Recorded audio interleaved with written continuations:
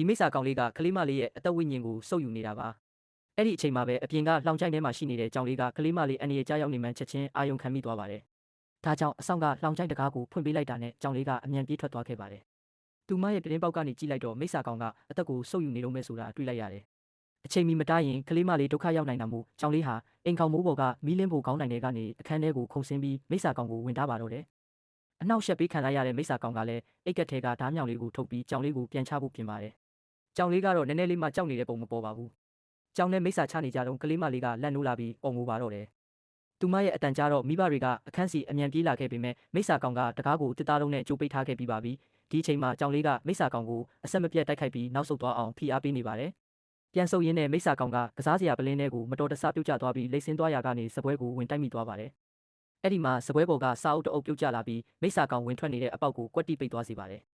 မိစ္ဆာကောင်ဘလောက်တုံးလုံးစာအုပ်ကိုဖယ်လို့မရတော့ပါဘူးမိစ္ဆာကောင်ကနောက်တစ်ချိန်ထပ်တိုက်ခိုက်ဖို့အယုတ်အိမ်လေးရဲ့ခေါင်းမိုးပေါ်ကိုအမြန်တက်သွားပါတယ်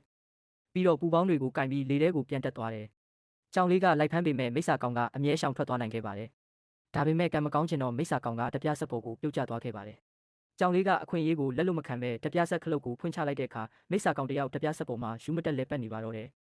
တပြားဆက်ကပူပူမြန်လာတာနဲ့အမျှမိစ္ဆာကောင်လည်းအရှိန်လုံးပြီးလွင့်စင်ထွက်သွားကလဲပတ်နေတဲ့လျှက်စစ်ပံကားလေးကိုတန်တန်မတ်မတ်ဝင်သွားပါတော့တယ်